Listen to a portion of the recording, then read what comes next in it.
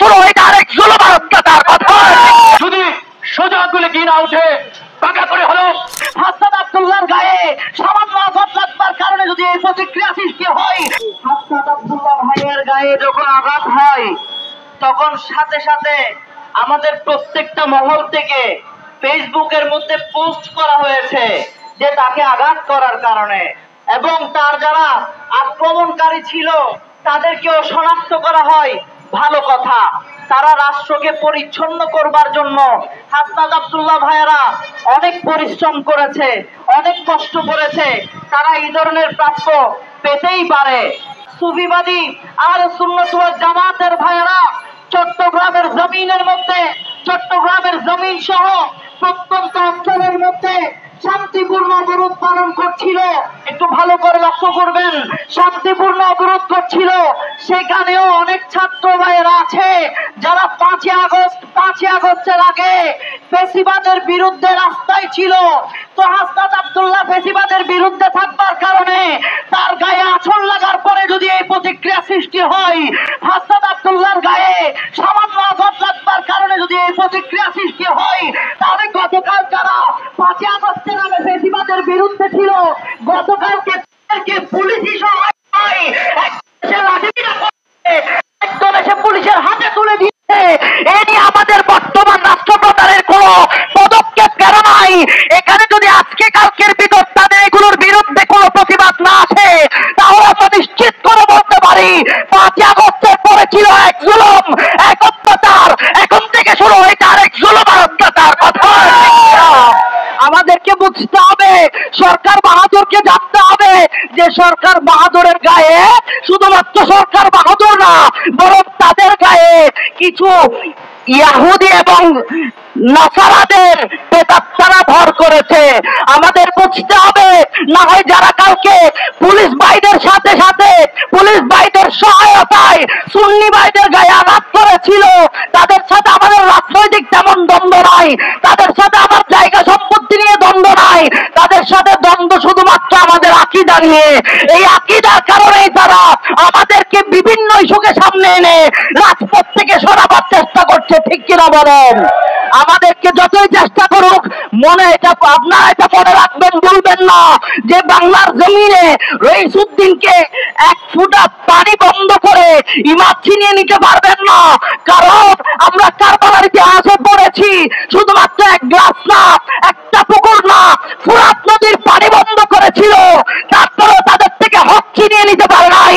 আর বাংলার জমিনে রইসুদ্দিন থেকে আহলে সুন্নাত ওয়াল জামাত থেকে এক গ্লাস পানি ছিনিয়ে নিয়ে তারা কশিন কালে আমাদের থেকে আকীদা আহলে সুন্নাত ওয়াল জামাত ছিনিয়ে নিতে পারবে না।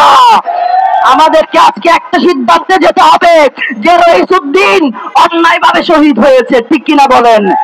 আর কোন দাবি আমাদের আজকে নাই। আমরা কোন রাজনৈতিক কোন প্ল্যাটফর্মের জন্য আসি নাই, আমরা চাকরির মান উন্নয়নের জন্য আসি নাই। আমরা এসেছি শুধুমাত্র একটা অন্যায়ভাবে মুখের সামনে পানি দিয়ে, পানি কেড়ে নিয়ে পুলিশি হেফাজতে রেখে একজন ইমামকে যে কতল করা হয়েছে, শাহাদাতের সুদা পাক করানো হয়েছে, সেই অন্যায় এবং জুলুমের প্রতিবাদ করবার জন্য। ঠিক কিনা বলেন? আমরা শুধুমাত্র এই জুলুমের বিচারটা চাই। বিচার দাবি করেছিলাম, বিচার যতদিন হচ্ছে না ততদিন পর্যন্ত বিচার চাইতেই থাকবো ইনশাআল্লাহ। রইসুদ্দিন আল কাদরি সাহেবকে হত্যা করা হয়েছে, তার একটি সূক্ষ্ম বিচার চাওয়ার জন্য আমরা আন্দোলন সংগ্রাম করেছিলাম। কিন্তু দুঃখের সাথে বলতে হচ্ছে, সেই খুনিদেরকে গ্রেফতার না করে বাংলাদেশে, গোটা বাংলাদেশে অবরোধ ডাকা হয়েছিল শান্তিপূর্ণভাবে। সেই অবরোধের মধ্যে আক্রমণ করে কিভাবে আমাদের ভাইদেরকে নির্যাতন করেছে, আহত করেছে, হাসপাতালে কাতরাচ্ছে, জেলের মধ্যে বন্দী করা হয়েছে। সংগ্রামী বন্ধুরা, আমাদের দেয়ালে পিঠ থেকে গিয়েছে। আপনারা সবাই জানেন, এই দেশে হকানি হলি আমার দরবার অসংখ্য, যা শেষ করা যাবে না। সেখানে এই দরবারে এত পরিমাণ ভক্তরা আছেন, তারপরে সরকার মনে হচ্ছে বোধগম্য হচ্ছেন না। আপনাদের কাছে আরেকটি কথা জানিয়ে দিতে চাচ্ছি, আজকে যারা আক্রমণ করছেন তারা ভাবছেন যে এই দিনে তাদের জন্য শ্রেষ্ঠতম দিন আর কোনোদিন আসবে না। সেজন্য আমরা আপনাদেরকে বলছি, এই দেশ অলি আল্লাহর দেশ। যাদেরকে আপনারা আক্রমণ করেছেন, আপনারা দেখেছেন কিনা জানি না, অতীতের ইতিহাস ঘেটে দেখবেন, তারা কোনো না কোনো ভাবে অলি আল্লাহর সোহবতে আছে, অলি আল্লাহর হাত ধরেছেন। তাই মাটির নিচে যত অলি অসংখ্য অলি গাছ কুতুবরা আছেন, তারা কিন্তু বসে থাকবেন না। আর আমরা উপরে যারা আছি, আহলে সুন্নাত ওয়াল জামাতকে যারা ভালোবাসি, আমরাও কিন্তু বসে থাকবো না। সংগ্রামী বন্ধুরা আমার, আমরা কথা আর বাড়িয়ে লাভ হবে না।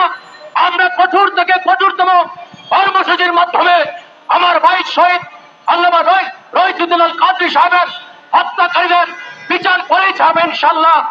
আর আগ পর্যন্ত আমরা ঘরে ফিরে যাব না। আমাদের ভাইদেরকে, পুলিশ ভাইদেরকে বলছি, আপনারা কোনো নির্যাতন করবেন না, কারণ আমার ভাইরা তো কোনো অন্যায় করেনি, একটি হত্যাকাণ্ডের প্রতিবাদ করেছিল, সেটা কি কোনো অপরাধ? আপনারা ভুলে গেলে চলবে না। এই দেশ কারো বাবার দেশ না, এই দেশ সকলের দেশ, সুন্নিয়াতের দেশ, অলি গাছ কুতুব দেশ।